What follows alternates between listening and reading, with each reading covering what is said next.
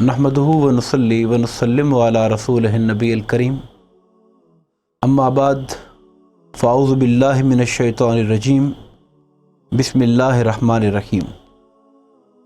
आज हम इंशाअल्लाह कुरान मजीद के 12वें पारे के हवाले से उसके जो चंद अहम मज़ामीन हैं उस पर गुफ्तगू करेंगे। 12वें पारे में कुछ हिस्सा सूरह यूनुस का है और कुछ हिस्सा सूरह हूद पर मुश्तमिल है। सूरह यूनुस अल्लाह तबारक व तआला के पैगंबर हज़रत यूनुस अलैहिस्सलाम के वाक़े की वजह से उनके नाम पर इसका नाम रखा गया। मक्की सूरत है और मक्की सूरतों में आम तौर पर अकायद के हवाले से गुफ्तगू होती है और मुशरिकीन मक्का को अल्लाह की तौहीद, हुज़ूर अलैहिस्सलातु वस्सलाम की रिसालत और क़यामत के दिन दोबारा जी उठने पर जो एतराज़ात और शुबहात वो शद्द से किया करते थे, उनके जवाबात का मौजू मक्की सूरतों में रहा है और हर मक्की सूरत में किसी न किसी अंदाज में उनके इन एतराज़ात और शुबहात का मुख्तलिफ अंदाज से और तरह तरह से बदल बदल कर उनके जवाबात दिए गए। यहाँ भी उनका यही जिक्र था कि एक खुदा इतनी बड़ी सारी कायनात को कैसे संभाल सकता है। चूँकि वो बुत परस्ती करते थे और उन्होंने कई बुत बना रखे थे, फ़लाँ बारिश के लिए है, फ़लाँ मुश्किलात के लिए है, फ़लाँ मुनाफे के लिए है, फ़लाँ इस काम के लिए है। तो ये कहते थे कि ये इतने सारे काम जो मुख्तलिफ माज़अल्लाह अस्तग़फ़िरुल्लाह हमने बुतों को मुख्तलिफ बाँट रखे हैं और उनसे करवाते हैं, तो एक खुदा इन सबको कैसे करेगा। इसी तरीके से वो और शुबह ये भी करते थे कि एक हम जैसा इंसान, एक बशर है, उसे क्यों मनसब रिसालत पर फायज किया गया, और अगर किसी इंसान को मनसब रिसालत पर बिठाना भी था तो फिर क्यों ना किसी सरदार कौम और किसी वडेरे को बिठाया जाता। माज़अल्लाह, यह अल्लाह ताला की तरफ से कोई फरिश्ता उतर आता। इसी तरह उनको यह भी एतराज़ था कि कुरान मजीद अल्लाह का कलाम नहीं है, बल्कि माज़अल्लाह हमारे नबी करीम सल्लल्लाहु अलैहि वसल्लम इसे खुद अपनी जानिब से बना के लाते हैं। और ये भी कि मरने के बाद हम दोबारा ज़िंदा कैसे होंगे जबकि हमारी हड्डियाँ भी रेज़ा रेज़ा हो चुकी होंगी। मैंने शुरू में अर्ज़ किया था कि इस तरह के शुबहात वो थे जिनको कुफ़ार मक्का और मुशरिकीन मक्का बड़ी कसरत के साथ, शद्दोमत के साथ अलापते थे और कुरान मजीद की वो सूरतें जो मक्का में नाजिल हुई उनमें इन्हीं उनके मौज़ूआत को ही लिया जाता रहा और इसके जवाबात दिए जाते रहे। मैं इसकी तफसील अगली सूरत में अर्ज़ करूँगा, चूँकि सूरह हूद का भी इसके अंदर बयान है और सूरह हूद भी मक्की है और वो भी अल्लाह के पैगंबर हज़रत हूद अलैहिस्सलाम, उनका चूँकि वाक़या बयान हुआ तो उनके नाम पर इस सूरत का नाम रखा गया। वहाँ भी मुशरिकीन मक्का के इन्हीं एतराज़ात को लिया गया।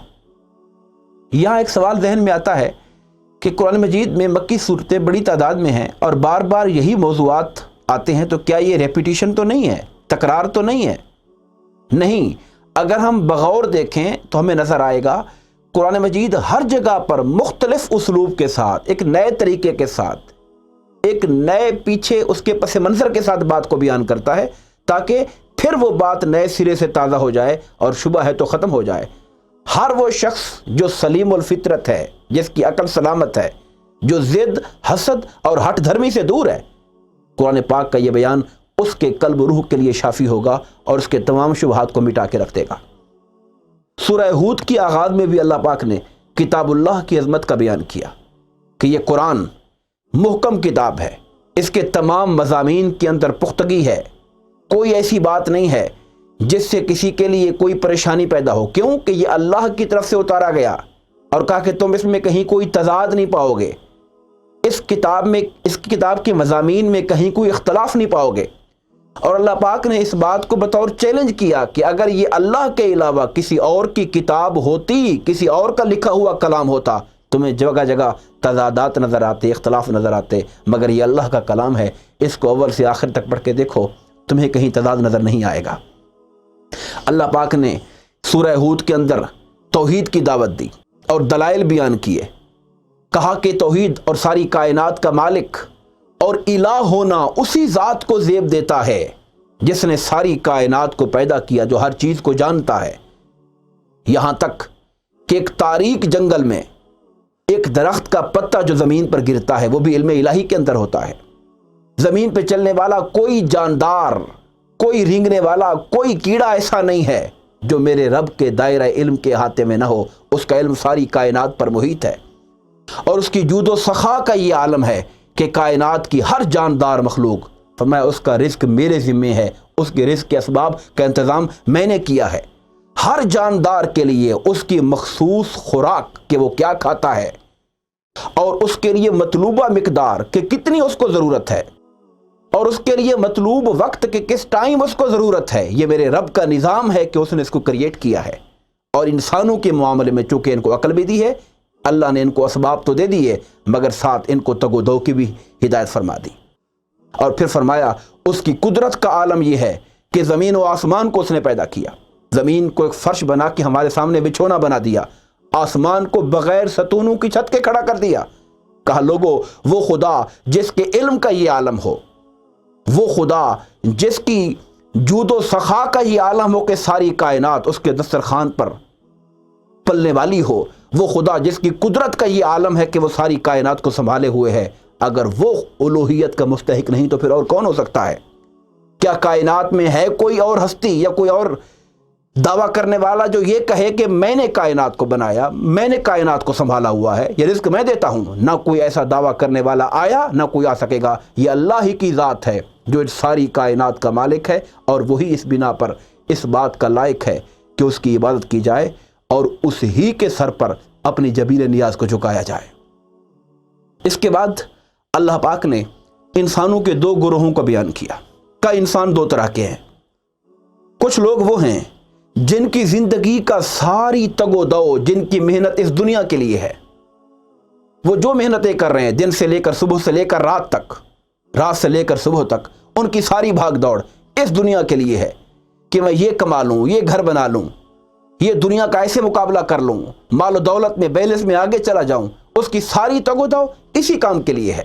فرمایا وہ دنیا میں جو تگ و دو کر رہا ہے، جس انداز کی کر رہا ہے، اللہ پاک اسے اس کی دنیا کی جد و جہد کا صلہ دے دے گا، دنیا میں ہی دے دے گا، مگر آخرت میں پھر اس کے لیے کوئی حصہ نہیں ہوگا۔ چونکہ آخرت میں حصہ تو اسی کو ملے گا جو اپنے رب پر اور آخرت پر ایمان رکھتے ہوئے اپنے رب کی رضا کے لیے کرے گا کچھ۔ جس کے ذہن میں رب کی رضا مطلوب نہیں اور خالی دنیا ہی دنیا ہے، تو اس کو اللہ پاک اس دنیا میں دے دے گا۔ بھلے کوئی دنیا میں غریبوں کی اعانت کرتا ہو، مگر اس کی نیت رضائے الہی کی نہ ہو، کوئی ہسپتال بناتا ہو، ویلفیئر کے کام کرتا ہو، لیکن اس کا ارادہ اپنے رب کو راضی کرنے کا نہ ہو، یا غیر مسلم ہو، اس کا رب پر ایمان نہ ہو، تو یاد رکھیے اللہ اسے اس کے کام کا صلہ دنیا میں دے دے گا، نیک نامی کی شکل میں دے دے گا۔ لوگ کہیں کہ بڑا سخی ہے، اس شکل میں دے دے گا۔ اس کے کاروبار میں ترقی آ جائے گی، دنیا میں کئی اعتبار سے اسے اس کا اجر مل جائے گا، مگر آخرت کے اعتبار سے نہیں۔ پھر فرمایا دوسرا گروہ وہ ہے جو دنیا میں تگ و دو کرتا ہے، کوشش کرتا ہے، مگر اس کی کوششوں کا اصل ہدف اپنے رب کو راضی کرنا اور اپنے آخرت کے گھر کو اچھا کرنا ہوتا ہے۔ خدا فرماتا ہے میں اسے دنیا بھی دیتا ہوں جو اس کا نصیب ہے، اور اسے آخرت بھی دیتا ہوں، اسے دونوں چیزیں مل جاتی ہیں۔ ہمیں آج اس بات پہ غور کرنے کی ضرورت ہے کہ ہماری محنتیں، ہماری تگ و دو، ہماری جد و جہد کس میدان میں چل رہی ہے۔ آج وقت ہے کہ ہم اپنے اندر، اپنے دامن میں جھانک کر دیکھیں اور غور کریں کہ ہم کہاں دوڑے چلے جا رہے ہیں۔ کہیں ایسا نہ ہو کہ ہماری ساری محنتیں دنیا کے لیے ہوں، اور جب آنکھ بند ہونے کا وقت آئے اور اللہ کے حضور حاضر ہوں تو خدا کے پاس پیش کرنے کے لیے ہمارے پاس کچھ بھی نہ ہو۔ اس کے بعد اللہ پاک نے حضرت نوح علیہ السلام کا تذکرہ کیا۔ حضرت نوح علیہ السلام نے اپنی قوم کو دعوت دی۔ قوم کا جو برسر اقتدار طبقہ تھا، جو مقتدر طبقہ تھا، جو سردار تھے، جو وڈیرے تھے، انہیں حضرت نوح کی دعوت سے اپنے اقتدار میں لرزہ پیدا ہوتا دکھائی دیا۔ انہوں نے ان کی مخالفت کی، اور ان کا جو رد عمل آیا اس کے مین پوائنٹ آپ کے سامنے رکھنا چاہتا ہوں۔ دو باتیں انہوں نے کی۔ انہوں نے کی کہ نوح ہم آپ کی بات کیوں مانیں، آپ تو ہماری طرح کے بشر ہیں۔ آپ اگر قرآن مجید کا مطالعہ کریں، آپ کو کئی مقامات پر پیغمبروں کو اپنی قوم کے وڈیروں سے یہ رسپانس ملا کہ ہم کیوں آپ کی بات مانیں، آپ ہماری طرح کے انسان ہو، بشر ہو۔ در حقیقت وہ یہ الزام لگا کر ان کی جو دعوت ہے اس کو رد کر رہے تھے کہ یہ ہمارے جیسے انسان ہیں۔ اور دوسرا انہوں نے یہ کہا کہ آپ کے پیروکار، آپ کی بات ماننے والے معاشرے کے غربا ہیں، معاشرے کے معاذ اللہ کمی اور کمین ہیں. ہمارا لیول نہیں ہے کہ ہم ان لوگوں کے ساتھ آ کے بیٹھے. حضرت نوح علیہ السلام نے ان کو جواب دیا کہ بے شک میں انسانوں میں سے ہوں، مگر مجھ پر میرے رب کی وحی اترتی ہے، اللہ کا کلام اترتا ہے، میں روشن دلیل پر ہوں اور اس کی رہنمائی سے بات کرتا ہوں. اور دوسری بات یہ ہے، تم یہ مت سمجھو کہ میں تمہاری یہ ساری باتیں برداشت کرتا ہوں یا غربا کے ساتھ بیٹھتا ہوں، تمہارے تانے برداشت کرتا ہوں، مجھے کوئی مال کا لالچ ہے. کہا نہیں، میں تم سے اجرت کا طالب نہیں ہوں، میں تو صرف اپنے رب کی رضا حاصل کرنا چاہتا ہوں. اور ساتھ ہی یہ فرمایا، میں تمہارے کہنے پر ان غریب لوگوں کو اپنے پاس سے نہیں ہٹاؤں گا، نہیں دھتکاروں گا، چونکہ تمہاری نگاہ میں عزت مال اور دولت سے ہوتی ہے، مگر اللہ کی نگاہ میں عزت تقوی اور اخلاص سے ہوتی ہے. اور یہ جو غربا اور فقراء ہیں، یہ اگرچہ مال و دولت میں پیچھے ہوں گے، مگر تقوی اور اخلاص کی دولت سے مالا مال ہے. اس کے بعد اللہ رب العزت نے حضرت نوح علیہ السلام کی طرف یہ پیغام بھیجا کہ اے نوح، ہم آپ کو بتائے دیتے ہیں کہ آپ پر جن لوگوں نے ایمان لانا تھا لا چکے، اب اس کے بعد کوئی ایمان نہیں لائے گا. اور پھر مختصر یہ کہ اللہ تعالیٰ کی طرف سے ان پر طوفان کا عذاب آیا. اور ایک بات بطور خاص جو اس صورت میں اضافی طور پر آئی، یہ واقعہ تو کئی صورتوں میں آیا، مگر ہر مقام پہ اللہ تعالیٰ اس کے اندر کچھ ایڈیشن کرتے ہیں، کوئی نیا پہلو دکھاتے ہیں. یہاں ایک پہلو یہ دکھایا گیا کہ جب طوفان آیا تو حضرت نوح علیہ السلام کے بیٹوں میں سے ایک بیٹا وہ تھا جس نے آپ کے دین کو دل و جان سے قبول نہیں کیا. بعض کہتے ہیں منکر تھا، بعض کہتے ہیں نہیں منافق تھا. جب طوفان آیا اسے حضرت نوح علیہ السلام نے کہا کہ صدق دل سے ایمان لا کر اس کشتی میں آ جاؤ، آج وہی بچے گا جو کشتی کا مسافر ہوگا. مگر اس نے کہا نہیں، میں اس پہاڑ پہ چڑھ جاؤں گا، میں اوپر والے پہاڑ پہ چڑھ جاؤں گا. وہ پہاڑوں کی چوٹیوں پہ چڑھتا رہا اور طوفان کی موج بلا آئی، اس کو بہا کر لے گئی اور وہ حضرت نوح علیہ السلام کے سامنے اس کے اندر ڈوب گیا. حضرت نوح علیہ السلام نے رب کی بارگاہ میں عرض کی کہ باری تعالیٰ، اے میرے رب، ان ابنی من اہلی، یہ میرا بیٹا ہے، میری اولاد میں سے ہے، اس کو تو بچا لیتے. رب کائنات نے جواب دیا، یا نوح انہو لیس من اہلک، اے نوح یہ تیرے اہل اور اولاد میں سے نہیں تھا. یہاں قابل غور بات یہ ہے، وہ ان کی اولاد میں سے تو تھا، نسباً تو ان کا بیٹا تھا، مگر خدا فرماتا یہ تیرے اہل میں سے نہیں ہے. کیوں؟